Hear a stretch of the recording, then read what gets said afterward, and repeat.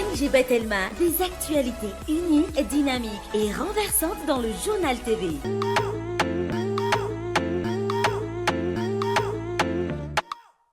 Olotranao ny fampalalam-baovao. INA, plus raffiné que jamais. ITA, huilerie industrielle de Tamata, misatra telo sy roa arivo. Olotranao ny fampalalam-baovao.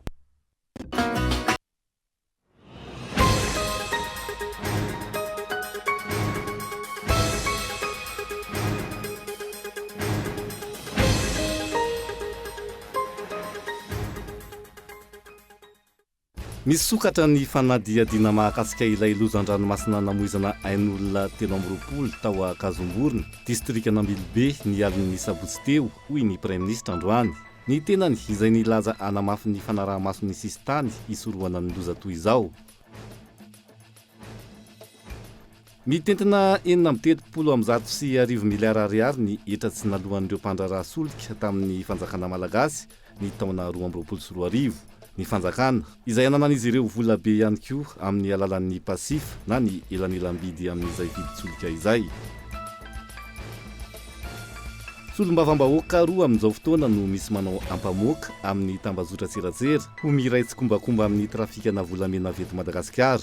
Raha ny fanehoan-kevitra ireo mpandraraha takina ny anokafana fanadihadiana ary hanomezana ny tsazy mifandraika ho an'ireo tompon'antoka tsy hisian'ny tsy maty manota eto amin'ny firenena. Velony taraina ireo ray aman-dreny mampianajanaka any Maroka ankehitriny. Anton'izay ny tsy fahatanterahan'ny fampanantenana nataon'ny fanjakana ary mbola no amafisin'ny filoha-tany Maroka ny volana Novambra 2024 ny amin'ny amerenana ny billet d'avion izay nalohan'ireo ray aman-dreny. Any ivelany, andrasana n'ity herinandro ity ny fankatoavana faran'ny volavolan-dalàna mikasika ny fanavaozana ny fisotrondron'olona napetraky ny gouvernemanta taorian'ny fanekena izany teo anivon'ny anteny mirandoolona ny Frantsa. Mitohy ankilany ny fidinana andalambe tanterahin'ireo syndika manohitra ny fanavaozana ity lalana mifeny fisotrondronono ity. Araho avy hatrany ary ny andinindinindreo.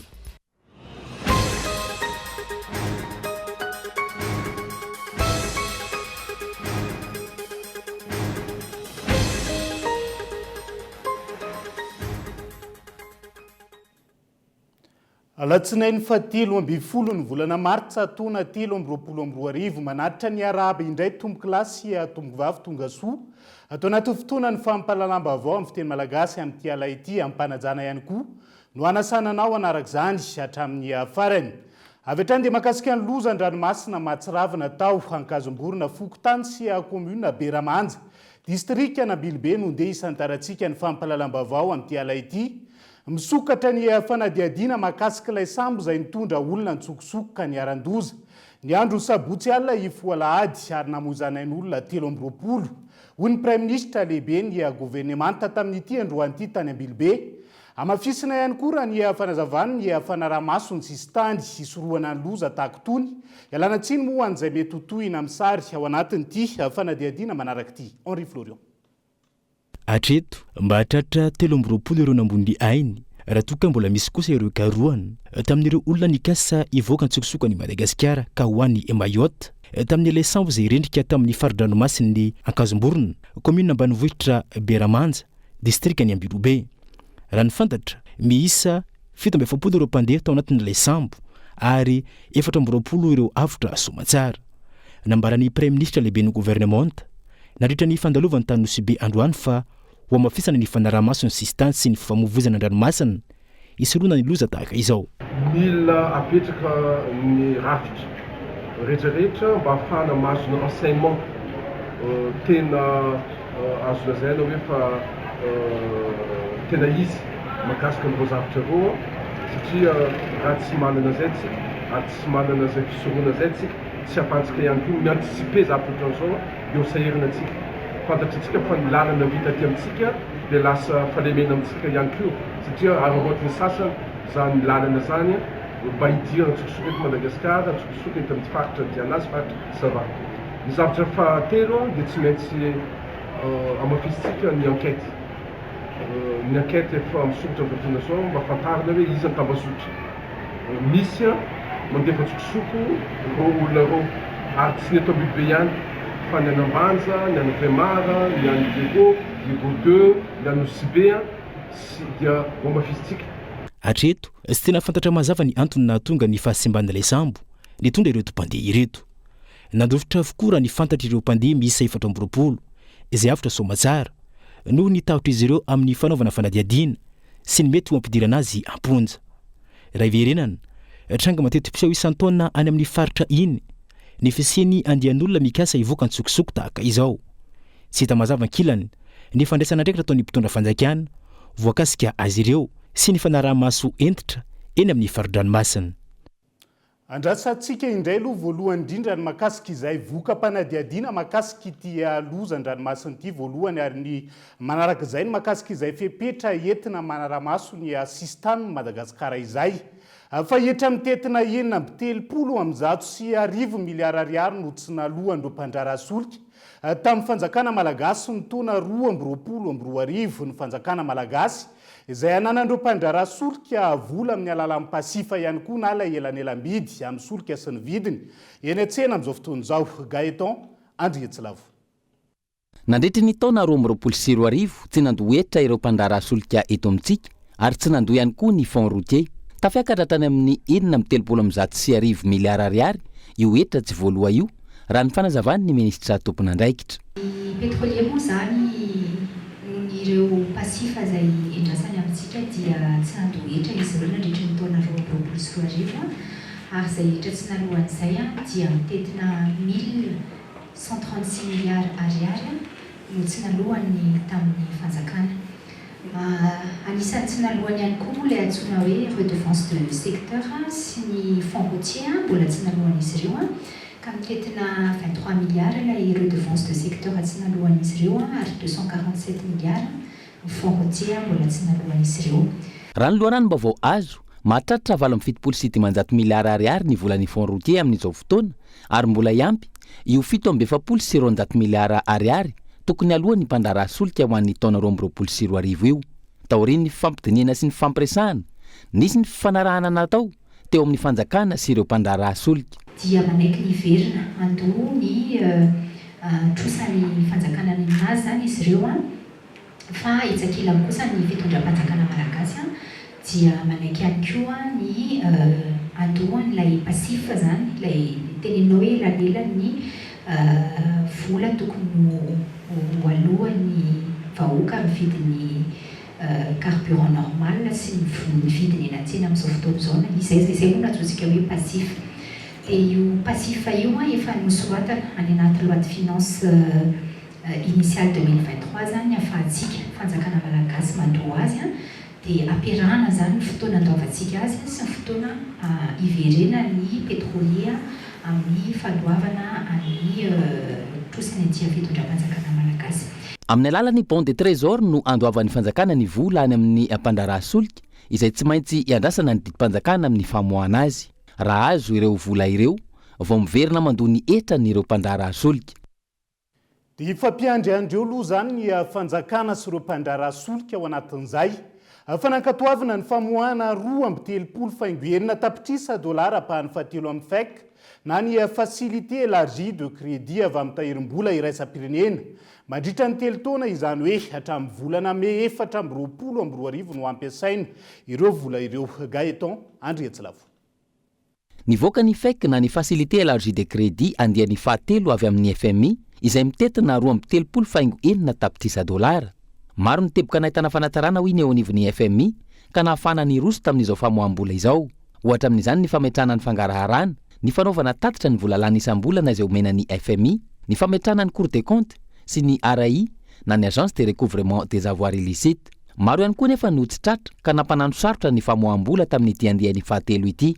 Ohatra amin'izany ny hoe nioatra ny fetra ny fanarana tamin'ny FMI Madagasikara ary nisy ny tsy fampin'ny etraniditra. Amin'ny ankapobeny, sarotra ny fifampidiniana tao aorian'ny fahitana fa nioatra ny fetra i Madagasikara noho ny fahasarotana iainan'izao tontolo izao ankehitriny. Teo ihany koa ny ato anatiny izay tsy nandoavana etra sy aba, indrindra amin'ireo fanafarana solika. Io tsy fandoavana io izay niteraka elanelana teo amin'ny fatiany karabolaka niteraka tsy fanarana ireo fepetranapetraka. nanambarany ao anivon'ny FMI fa hiatsara na ho pozitif ny taux de croissance ho an'ny Madagasikara ny taona 2024 raha 4.9 ny vinavina napetraka eny mpitondra fanjakana malagasy atratra 4.2 zany ho an'ny taona 2024 2024 hoy ny ao anivon'ny FMI. Anton'izany raha ny fanazavana ny famokaran'ny Madagasikara ny 20% n'ireo fitaovana ilaina amin'ny transition énergétique toy ny nickel, cobalt ary ny graphite. Ny fanondranana ireo vokatra ireo izay natana fiakarana hatrany amin'ny 7.7 ary mitazona ny larana voalohany amin'ny famerenana ny vola vahiny. Mahatratra 7% ny rapatriement des devises amin'ny fanondranana ireo akora ireo raha toka tsy misy afa-tsy 700 an'ny lavanil. Isan'ny fepetrany takin'ny FMI akoatr'izay ny fanamafisana ny aroloza voajanahary ka tokony ampiana bebe kokoa ny BNGRC. Eo ihany koa tsy tokony amoahany fitondram-panjakana vola ho an'ny kompani pitatera na anabakabaka. Tokony ametrany fanjakana politika mazava ihany koa ny tsy fanjari-tsakafo sy ny fikorotana ny toetrandro, ny fitaterana, ny famatsiana sakafo, ny fiarovana ny tontolo iainana sy ny maro hafa. Nankatoavana zany ny vola dia ho hitantsika eo indray ny fampiasana azy faingany mba ao anatiny mangararaka ny fepetra izay napetraka ireo mpiara-miombonantoka rahabola amin'ny firenena ihany koa. Fa mahakasika ny fiomanana amin'ny fividianana kosa indray dia zava-dehibe ny famantaran'ireo olana sy aya amin'ny fividianana ho avy ka ilaina fifampiresahana amin'ireo mpisehatra samihafa hoy teo anivon'ny FES Madagasikara. Izy ireo izay anatanteraka fionana iraisana amin'ireo antoko politika sy firaisamonim-pirenena ary ny CENI ny herinandro ho avy izao. Isan'ny andrasana amin'izany moa ny hevitry ireo tanora andray anjara amin'ny raharaha-pirenena amin'ity toam-pividianana manaraka ity. Avy nokolona. Ilaina ny fifampiresahana amin'ireo mpisehatra mpanara-mason'ny fifidianana sy ny voamiera misahana ny fifidianana ahafahana mametraka ny zotra amin'ny fifidianana madio sy mangarahara. Isany ametrahan'ireo vondrona iraisam-pirenena antoka ireo firaisamom-pirenena amin'ny fanaraha-mason'ny fifidianana. Misy ireo lesoka tsy ahafahan'ireto farany manantanteraka izany raha fananjavana ka ilaina fifampidiniana. Matetika zavatra fantatsika hoe tsy mahavita couverture maximale ny société civile noho ny antony maro. Dia mba fotoana koa io zany mba ifampijerena sy ifampizarana hoe nareo zany ary dia izay zany ary dia akoatran'izay le tena le hevitry hoe tena misy tokony ahitsy tokoa ve le texte, tena misy zavatra mila ahitsy tokoa ve ho an'ny antoko satria ny antoko koa avy ao. Tsy gouvernement satria le izy société civile sarotra be no maneho hevitra raha eo mason'ny manam-pahefana. Fa ny tompona andraikitra amin'ny fitantanana fifidianana aloha tsy maintsy hisy solon-tena. Ny andrasana dia le fionana mihitsy aloha no andrasana, le fifandraisana, le fifankafantarana aya sy fifanakalozana hevitra. Ankoatra io, zava-dehibe ny fandraisana anjaran'ireo tanora amin'ny fiainam-pirenena ka antonina ametrahana tetika sa participe ho an'ireo tanora. Tanjona amin'izany ampandraisana anjara ireo tanora amin'ny raharaha-pirenena amin'izao akatoko ny fifidianana izao. Izy maro anisa nefa raha ny fandraisana anjara tamin'ny fifidianana farany sesy izay dia ambany ny tany. Ankoatran'izay araka ny voalaza teo tsy ny fifidianana ihany fa le tena le fifampitondrana eto amin'ny firenena mihitsy hoe tena voajery ve ny momba ny tanora. Satria raha ilatsaka ny candidat dia hanome fandaharana izy, hanao programme izy, manao fampanantenana izy, promesse. Dia tsara ny tanora raha afaka mihaona, manolotra hevitra, mifandresy lahatra koa izy samy izy ary afaka mifandray amin'ilay olona efa eo amin'ny fitondrana. Nampahafantarina androany ny tetika sa participe iarahana amin'ny délégation'ny vondrona Européenne izay andrasan'ireo tanora malagasy anjara. Raha ny tatitra, tanora misy 520 no handray anjara amin'ireo tetika sa manerana ny faritra Boeny, Automatsiatra, Antsimo Andrefana ary Antsinanana.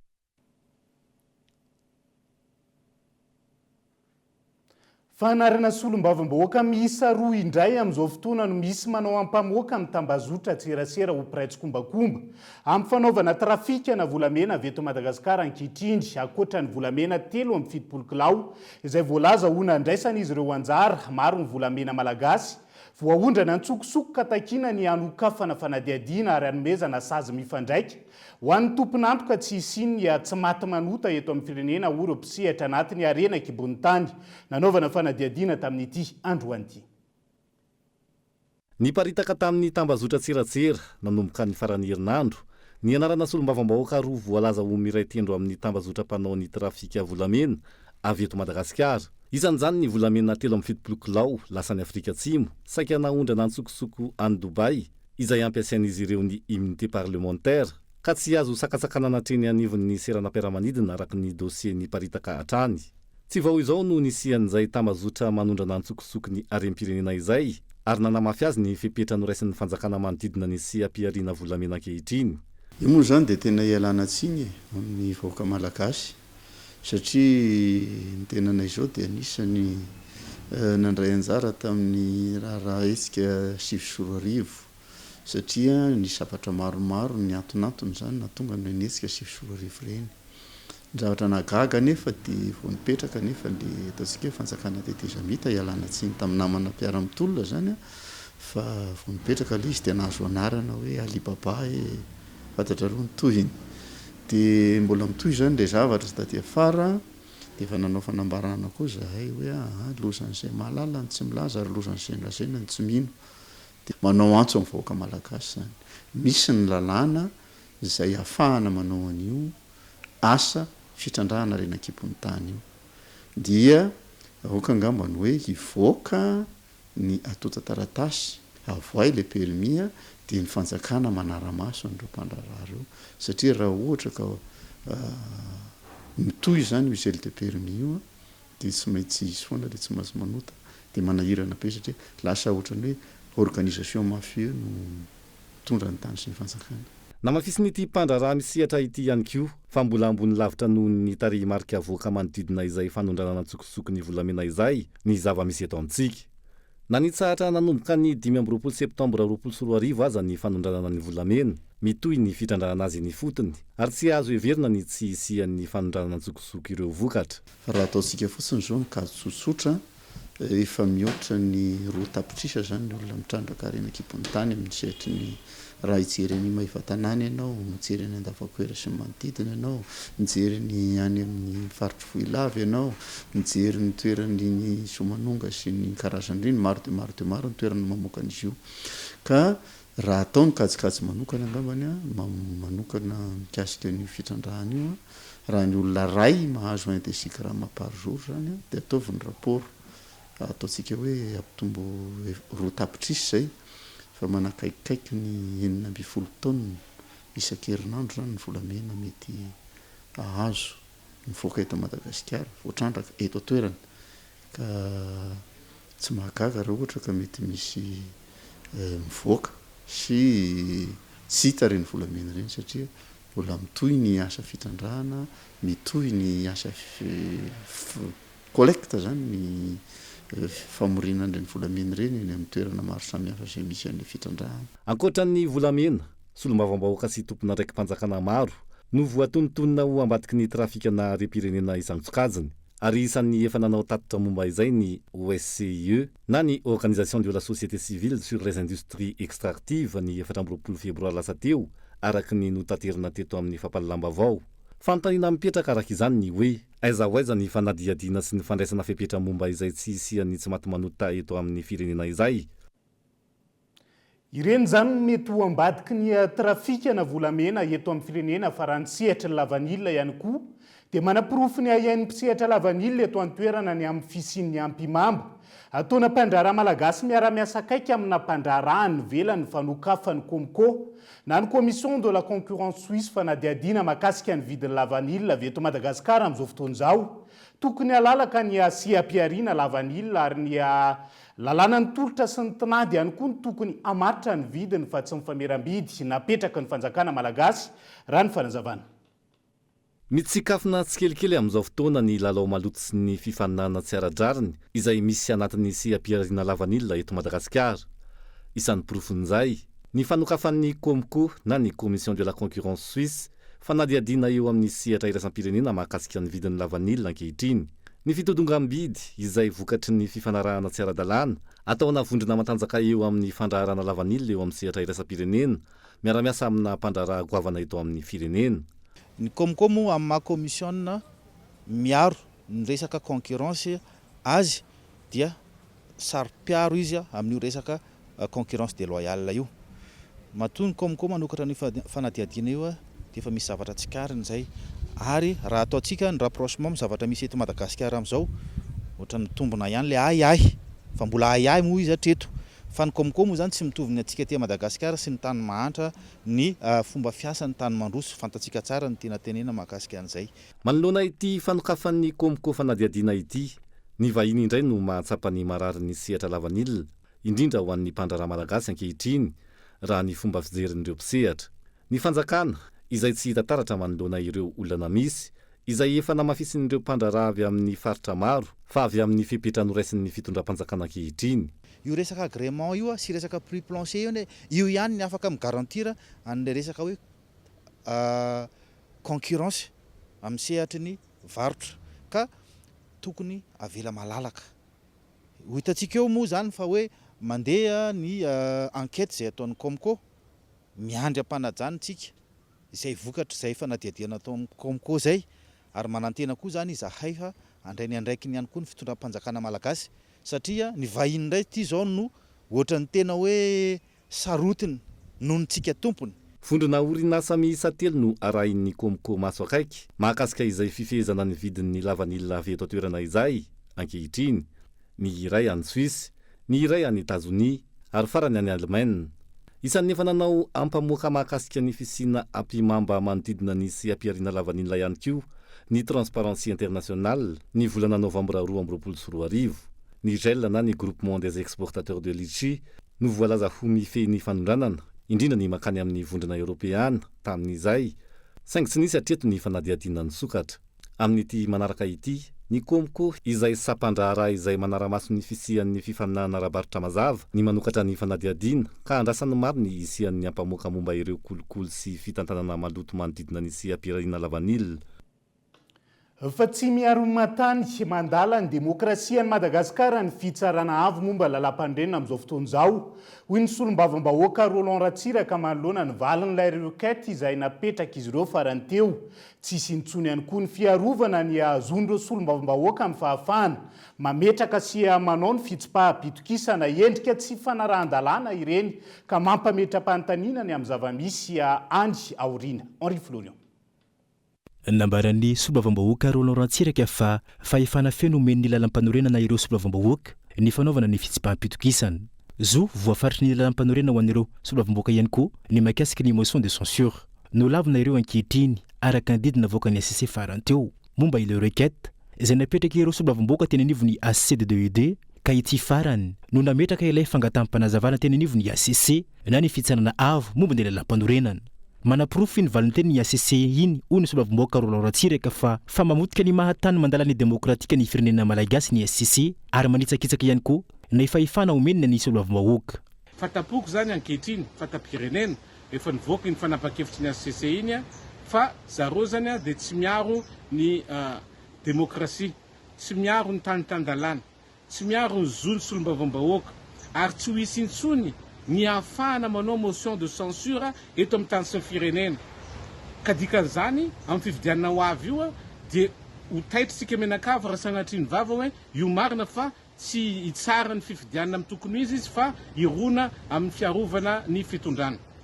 Ary eto dia manentana na ny mpanao politika na ny solombavambahoaka rehetra tsy akanavaka anatin'izany solombavambahoaka momba amin'ny fitondrana fa mety honareo koa voadonan'io ACC io satria tsy voatery hoe candidat-mpanjakana nareo amin'izay fotoana izay efa milatsaka solombavambahoaka. Maro ireo fandikan-dalàna ny lalam-panorenana misy eo amin'izao fotoana izao saingy tsy hita ny fandraisana ndraikitra ataon'ny ACC raha ny fanazavany hatrany. Manentana ny mpanao politika, manentana ny vahoaka malagasy, ny association des droits de l'homme sy ny sisa indrindrandrindra ny fianakavim-be iraisam-pirenena ny defasana taratasy mba mijorotsika menakavy amin'ny fangatahana ny fanovana ny ACC satria tsy maintsy angala-bato io raha zao ny fandehany ary tsy maintsy hitongilana io raha zao ny mitohy.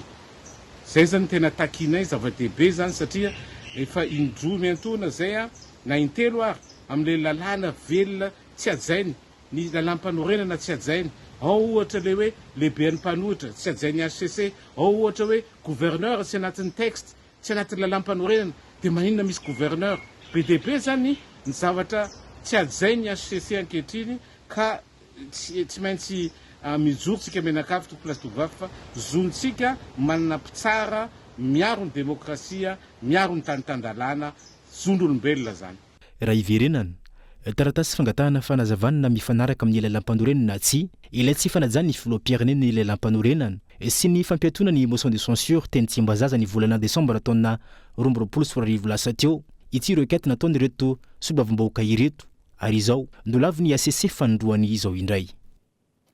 Isan'ny mahaberesaka araka izany ny fanapahan-kevitra noraisiny fitsarana avo momba lalam-panorenana iny satria akoatr'izay fa nihokevitry ny solombavam-bahoaka Roland Ratsirak'izay dia nanambara ihany koa ny loholo Madagasikara avy amin'ny antoko malagasy miara-miainga izay voafidy tao anatin'ny faritany Antananarivo fa tsy maharesy lahatra ny fanapahan-kevitra noraisiny iny ary misy ny tsy fandraisana andraikitra ataon'ny fitsarana avo momba lalam-panorenana mahakasika ny fiainam-pirenena amin'ny ankapobeny. Anisan'ny teraka resabe teto amin'ny fiainam-pirenena ary nandrasan'ny maro ny valiteniny avy eo anivony HCC na ny fitsarana avo momba ny lalam-panorenana eto Madagasikara mahakasika ny tsy fanajany ny filoham-pirenena ny lalam-panorenana sy ny resaka mention de censure. Araka izany dia naneho ny heviny mahakasika iny fanapahan-kevitra izay noraisiny HCC iny loholo Madagasikara Ndrina Rakotondrainy be izay voafidy tato anatin'ny faritan'Antananarivo ary sady filoha régionaly ny antoko malagasy miara-miainga eto amin'ny faritry Vakinankaratra.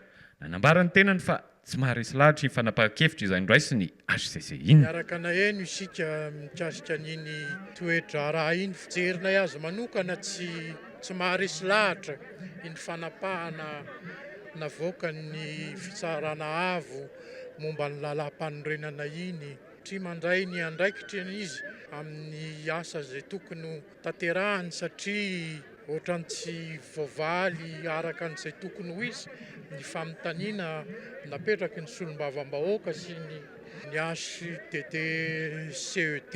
Le izy moa fanapahana ny HCC le izy ny antoko malagasy miara-miainga dia antoko mitandro ny sotoavina républicaine ary manaja ny lalam-panorenana sy ny tany tandalàna. Raisinay ankitsi-po ny fanapahana ny fitsarana avo momba ny lalam-panorenana iny satria araka ny andininy 20 ny lalam-panorenana ny laharana 7 dia ny fanapahana eo anivon'ny fitsarana avo momba ny lalam-panorenana dia tsy azo ampiakarina fitsarana hafa intsony. Zay ngamba ny zavatra afaka lazaiko mikasika an'izay. Araka izany dia azo lazaina fa manjavozavo ihany ary mitanila ny fanapahan-kevitra izay noraisiny fitsarana avo momba ny lalam-panorenana eto Madagasikara sy ny fanajana izany petraka ny fanontaniana raha izao no mitohy zotra makaizany mety ho fiainam-pirenena ao aoriana kely ao. Ihany koa no hoentsika misety vetivety ao anaty doka fohy ny olandreo mpianatra malagasy izay mandrato fianarana ny maroka amin'izao fotoana izao. Eo ihany koa ny vaovao ny toetry ny andro sy ny mahakasika ny rivodoza Fredy aiza ho aiza ny misy azy amin'izao fotoana izao. Rehefa avy eo no anarahantsika izay mandram-pitafa vetivety ary.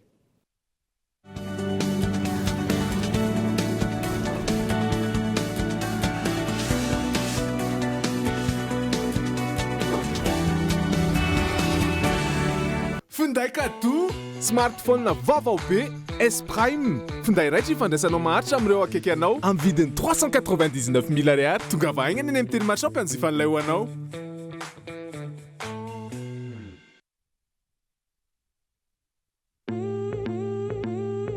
Reko fa afaka baky ianao raha sefo hianatra izy. Mbola tsaiko aloha hatreto mieritreritra hoe hanao fianarana any. Tsy mena mitaha amin'izany ny prime.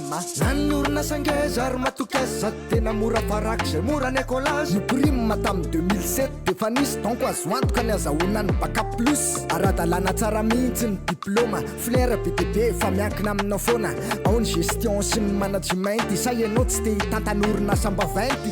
Ja te hanao commerce marketing. Dia inona nitsakanesana amin'ny prime paramédico communication droit anao ny soa fa zamionina amin'ny voté 3 misy iprime madoly zay aleandrangà tanantsirabe tamaga majoenga mpampianatra betraikefa satrara dokotera professeur magistrat sekolo manara-penitra ny sady mampazoto mbola tsisy nianatra tato ka lasa jolamboto mba jereo anefa lasa ministra zao rakoto raso lasa zisketaka lasa radoko enao sisanendrasana fiza efa tao iprime raha te ho tafa oatra anay zao investissez dans une valeur sûre choisissez iprime à lève l'avenir.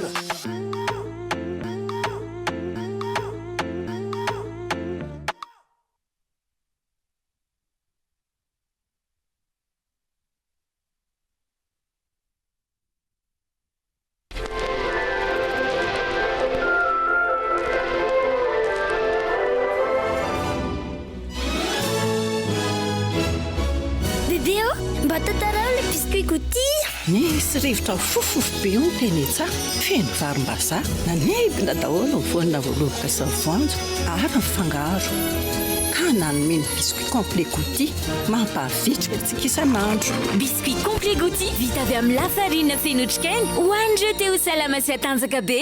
Gouty mahameriny anio.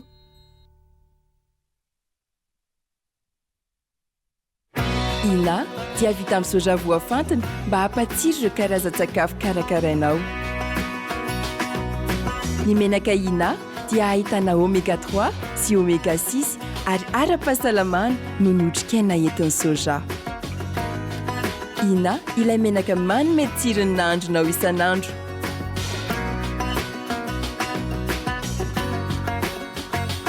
Ina, plus raffiné que jamais.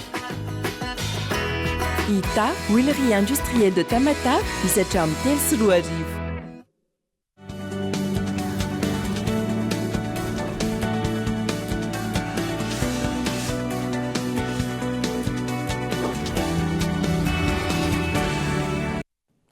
Mamenina ny arabatra ny tombo klasia tombo vavy tonga soa indray atao anatin'ny tapany faharoa amin'ny fampalalam-baovao amin'ny fiteny malagasy. Amin'ity alina ity isan-taratsika izay dia ny tontolo ny fampianarana vetrany fa hiazo ny maroaka vetivety sika. Mitaraindro ray aman-dreny mampiana-janaka any an-toerana amin'izao fotoana izao anton'izay. Tsy fahatanterahany fampanantenaina izay nataony fanjakana ary mbola no amafisy ny filohan'ny repoblika ihany koa izany tany Maroka. Ny volana novambra 2022 ny amin'ny amerenana ny billet d'avion izay ireo ray aman-dreny mpianatra no nandray an-tanana ny fanefan'izany avy no kolona. 5 volana taorian'ny fampanantenana izay nataon'ny filoham-pirenena tamin'ireo mpianatra sy diaspora malagasy tao Maroka. Tsy tanteraka hatramin'izao ny famerenana ny billet d'avion ireo mpianatra. Mitaraina ireo ray aman-dreny mampiana zanaka any Maroka vokatry izay. Fa raha nandeha ireo zanakay dia niantoka frais izahay. Efa tara semestre iray ireo mpianatra ireo noho ny fikatoanany sisy tany Maroka ny novembre 2021 ka hatramin'ny février 2022. Hatramin'ny volana avril 2022 izahay no nivezivezy teny amin'ny mesure presto tao amin'ny dafy. Ny valiteny dia niandrasa foana. Ny 28 octobre 2022 dia nangataka fihaonana na audience sous la référence L26 56 tao amin'ny dirikab izahay izay samy tsy nisy valiny ihany hatramin'izao. Noho izany Andriamatofiloha dia mangataka aminao izahay ny mba andoavanao faran'izay aingana ireo frais sy remboursement ireo satria dia tena sahirana izahay hiaraha malala fa ny fianarana ny lova tsara indrindra ho an'ny taranaka. Ny volana oktobra 2024 ny filoham-pirenena no niaona tamin'ireo mpianatra sy diaspora malagasy ka nampanantenany anefan'ny fanjakana io billet d'avion io sy ny allocation efa notetezina ireo ambaratonga ary tsy nahitana vokany. Latsaka nikaterena ireo mpianatra any an-toerana na ireo ray aman-dreny niantoka ny billet d'avion raha ny fanazavana hatrany. Ny fasairanana mahazo anay ray aman-dreny mpianatra zany zao dia ny amin'ilay vola frais an'ilay zanakay satria tena nisambotra mihitsy nge izay andefasana an'ilay zanakay ka dia izay ny antony anaovanay an'ity satria ilay olona zany efa tena mitaky ny volany amin'izao ary efa tena hoe latsaka andavaka mihitsy zany izay ray aman-dreny hatramin'izao hoe noho ny fitiavana an'ilay zanaka fa nyresaka ny borsa maroka zany a tena kely de kely de kely tena tsy ampy ainana de voatery ianao ray aman-dreny aty a mitady arak'izay azo atao a andefasana ho an'le zanakao fa iny borsa voarahiny a tonga de hofatrano tonga de wifi de tena tsisy tsonony a ny iainan'le ankizy hoe aiza raha ny sakafo isan'andro aiza raha ny frais bus isan'andro de zay tompony tena mahatonga anay tena hoe angakaingana hoe ahoana ny atao a fa jaly le zanakay ihany raha tsy aivina nalefa ny fanjakana malagasy no fianarana any Maroka ireo mpianatra mendrika manerana nosy tamin'ny fanadinana baccalauréat taona 2024 tamin'izany no nilazana ireo ray aman-dreny mba andoha ny billet d'avion aloha ary aveo avery ny fanjakana hatramin'izao tsy misy toy ny resaka avy amin'ny filoham-pirenena ka naovana ireo ray aman-dreny antsoavo ny hijerena manokana ny mikasika ny raharaha dia ho toy ny fampanantenana maro samihafa ihany koa ve ny mahakasika izay fanefana ny billet d'avion izay nalohan'ireo ray aman-dreny izay asa ho hitantsika eo ny toy an'izay fa ny 20% ny vehivavy eto Madagasikara no mitazona orinasa amin'izao fotoan'izao efa maro ihany koa ireo vehivavy misehatra amin'ny fanondranana ny vokatra indrindra makany amin'ireo nosy manodidina ireo mpisehatra sy mpandraharaha amin'ireo nosy manodidina ireo izay asaina manokana ihany koa efa mizara fahaiza manao sy traikefa amin'ny vehivavy malagasy mandritra ny salon des femmes entrepreneurs Nela Renevson.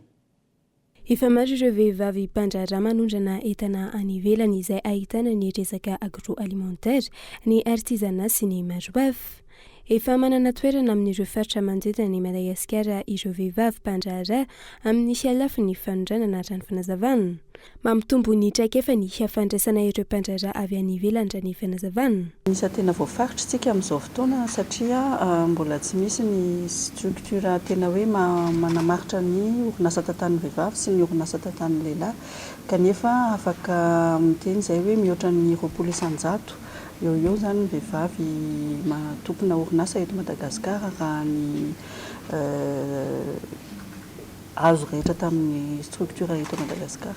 Mandritra ny hetsika salon des femmes entrepreneurs no anasana ireo voanosy manodidina ny Madagasikara ifampizarana traikefa miaraka amin'ireo vehivavy mpandraharaha malagasy eo ihany koa ny fifampizarana traikefa sy fitadiavana lalam-barotra. Vaovao ny toetrandro kosa indray dia tany Mozambika hatramin'ny androany atoandro no nisy ny fobe an'ilay rivodoza Fredy raha nambarany teo anivo ny sampana mpamatatra ny toetry ny andro vinavinaina iverina an-dranomasina ao amin'ny lakan-drano ny Mozambika ny rivodoza ny alarobia ho avy izao ary hanome vahana indray ny orana eto Madagasikara raha ny fanazavana. Ny fanazana izany dia somary ambany dia ambany ihany no ny herintsika mety voahery amin'izay fiverenany an-dranomasina izay. Ny lalany aloha izany rehefa miverina an-dranomasina izy dia miana miana hoe atsimo atsinanana dia ao anatin'izay izany aloha mety voakasika ihany an'ilay sisandraona miaraka aminy tapany atsimo Madagasikara. Tena fiantraikany angambany dia ny ataontsika hoe ny fanomezana vahana indray ny oram-baratra satria ny rivotra izany ao anatin'izay ny somary badika avy any avaratra no tena rivotra mibatoerana. Toetry ny andro rehefa resaka jony kosa indray dia manoloana ny mety hahalany taminga andreo azan-dranomasina ao anatin'ny fadranomasina be d'Antonville amin'izao fotoan'izao napetraka ao an-toerana ny tahirin-daoka izay rafitra natao ampandraisana anjara ny fokon'olona amin'ny fitantanana ny fadranomasina any an-toerana Henri Florian. Miteraka fatiantoka ho an'ireo mpanjono any amin'ny farin-dranomasina be d'Antonville. Ny gaboraraka nisy teo amin'ny Siapierina Jono nandritra ny taona maromaro teo ny fampiasana ny arato ramokoko izay fitaovana tsy ekeny lalàna no ity farany izay mahatonga ny trondro mialany tabingana. Misedra vokadratsy teraka izany ireo mpanjono madinika araka ny nambarana ireo mpanjono any amin'ity distrika ity. Miasiny mba ny vokatra anaty rano hoy ireo mpanjono. Efa tsy afaka agnanaovana ny asa velon-tegna noho ny fahasimbany sy ny fahapotehany ireo arena voajanahary-ranomasina amin'ny izay tsy fanarahan-dalàna misy sy ny jono tsy manara-penitra sy mba ny vokatra arena voajanahary-ranomasina ary tena hita miariary zany amin'ny fahapotehany noho ny jono tsy ara-dalàna izay ataontsika ary mioampampina ihany mba samby atsapatena itsika mba hitsinjo no avy ny taranaka atsika sy agnatsara ny velon-tegna ataontsika ankehitriny. Manoloana io nisy ny lamina napetraka hanarenana io lesika io amin'ny alalan'ny fampijoroana ny faridranomasina tantanany fokon'olona na ny antsoina hoe tahiron-daoko. Misy mony toerana izay efa tsy kitihina mihitsiny agnatin'ny fotoana maromaro ka ireny no mba agnatin'ireny no ny trondro afaka manatody afaka manome taranaka mba isiany ny fitrandrahana maharitra an'izay arenan-dranomasy zay ary magnatsara ny velon-tegnany ireo mpanjony madinika izay ty fotony.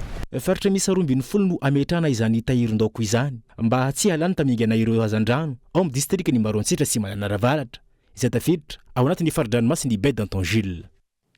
La fomba vaoafa kosa indray dia zarazarainy tokantrano samy manana ny azy sy ny fitadiavana ny fianakaviana ankehitriny vokany maro ny tsy mifankafantatra indrindra ho andreo taranaka teo aoriana izay misy tonga hatramin'ny mifanadala misipa sy ny mifankatira ny fijoroana vavolombelona nataona fianakaviana iray. Antony mazava-dehibe ny fionana sy ny fivoriana indrindrana ny fiainam-pianakaviana sy isorohana ny zavadoza mety aterak'izay. Manoloana ny rotoroton'ny fiainana andavanandro ateraky ny fahasahiranana sy ny fitadiavana. Vitsy amin'ny fianakaviana no mahavita mifamangy sy mifampitsidika araka ny fomba fiteny. Izay mamangivaky tiakavana amin'izao fotoana izao. Zary mipetraka ny elanelana sy ny tsy fankafantarana aterak'izay. Raha ny zava-misy eny anivony fiarahamonina indrindra ho andreo taranaka ty aoriana, izay misy tonga hatraminy mifankatia.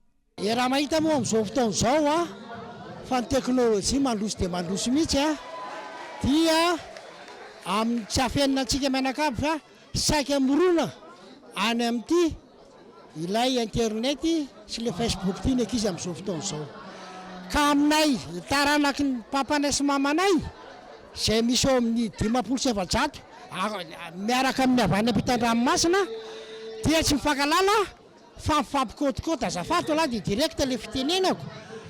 Dia vao mifankalala hoe ay tsika mpiava zafikely mpianadana zanak'olona mpianada ka zay anisany anankiray antony anankiray ny vorinay mihitsy zany amin'izao fotoana izao satria raha tsy mahita tompoko fa iresaka fitiavana io dia tena lasa misy mpamono mamono tena ny akamahitantsika amin'ny gazety sy ny tele reny zavatsy ireny. Na misy azy ireo fianakaviana mampiasa ny fitaovany tserasera toy ny fananganana groupe amin'ny Facebook iresahan'ny fianakaviana manontolo. Tsy mahavita misoroka zato isan-jato ny olana samihafa ateraky ny tsy fampiny ny fifaneraserana. Eo amin'ny samy fianakaviana izay raha ny fijoroana vavolombelona nataona fianakaviana iray. Tsy misy afa-tsy ny fikarakarana fionana mivantana ny vahaolana tokana handrindrana ny fiainam-pianakaviana. Dia nanakevitra zany zay paretapo mbola sisa velona hoe na dia sarotra ary ny fiainana na dia hoe zarazarainy tokantrano samy manany azy dia nanapa-kevitra ireo ray aman-dreny hoe andao ampivoriana ireo ankizy hifankalalana satria maro izahay tsy mifankalala na za zao ary miteny aminareo zao zako faravavy aminay tsy fantako ny zanakanadahako tsy fantako ny zanadravaviko zafikely moa indrindrindrindra torak'izany koa ile anadahako ity dia nanakevitra izy zany hoe rehefa tonga eto ny anabaviko dia ampivory fianakaviana izay menada miaraka amin'ireo paretapo sisa velona dia zay zany ny andro manalaza ny androany nataony menada sy izay paretapo mbola velona. Zava-dehibe amin'ny fandrindrana izay fiainam-pianakaviana izay araka izany ny fionana toy izao. Ankoatra ny fizarana ny hafaliana, mandritra ny fotoana toy izao ihany koa ny andravonana ny lolony sy ny disadisa raha misy ny momby io. Ny fanatanterahana ny fionana toy itony izay tsy mila fandaniana goavana, fa ny fionana amin'ny ray aman-dreny hazona ny tsodrano'izy ireo ny zava-dehibe raha ny fanazavana trany. Dia izay ihany koa no hoentintsika miampita ao anatin'ny maresaka iraisan'ny pirenena amin'ity alina ity any Frantsa. Andrasana amin'ity herinandro ity ny fankatoavana farany volavolan-dalàna mikasika ny fanavaozana ny fisotrondronono. Napetraka ny gouvernemanta taoriany faneken'izany teo anivony antenimeran-doolona. Tany an-toerana ny farany herinandro lasa teo hetsainkilan'izay. Mitony fidinana an-dalambe tanterahany ireo avy amin'ny sendika manohitra ity fanavaozana ny lalàna mifeny fisotrondronono ity. C'est une guerre d'usure où chacun joue sa partition. Menjandroa ankehitriny hitady eo amin'ireo sindika sy ny gouvernemanta frantsay manoloana ny volavolan-dalàna mikasika ny fanavaozana ny fisotrondronono. Ny sindika izay tsy manaiky ny fanovana anatin'ity volavolan-dalàna ity na teo aza ny fahalalin'izany teny anivon'ny antenimeran-doolona ny farany herinandro teo ankilany ny fahefanam-panatanteraka izay manantena ny ampiatra ity volavolan-dalana ity manomboka ity herinandro ity hatreto manohy ny fidinana an-dalambe ireo avy amin'ny sendika izy ireo izay nanao ny fangatahana fionana amin'ny filoha frantsay fangatahana fionana izay nolavon'ny filoham-pirenena raha ny fanazavana na teo azy izany mitoy ny fandresendahatra ny maro anisa eo anivony antenimera-pirenena frantsay ataon'ny governemanta ho fankataovana ny volavolan-dalana fanavozana ny fisotrondronono ny alarobia izao no iroso ny fandaniana izany eo anivon'ny commission mixte paritaire ny toerana. Et Emmanuel Macron, sans aucun doute, la suite de son quinquennat. Zay ny fiarahantsika ho an'ny androany naiza misy anao hankasitrana ny safidinao tsy nisaraka tamin'ny fitalavitra kolo tao anatin'izay 5-7 minitra ny tondrana ny fampalalam-bavao zay mandrapitafa ho amin'ny raha mpitsondray ary tompo kilasy tompo vavelo matoka.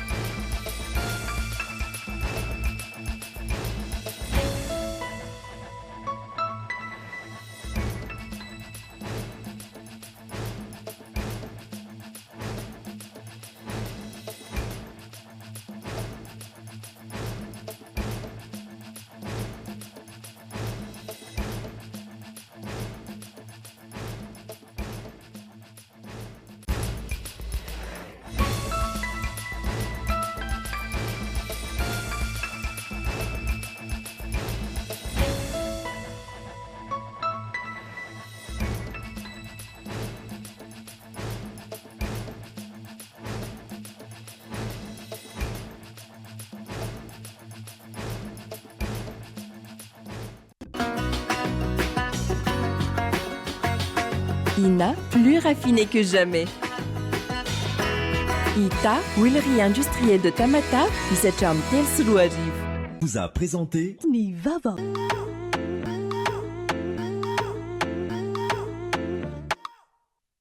Vous a présenté Nivava. 5G Batelma, des actualités unies, dynamiques et renversantes dans le journal TV.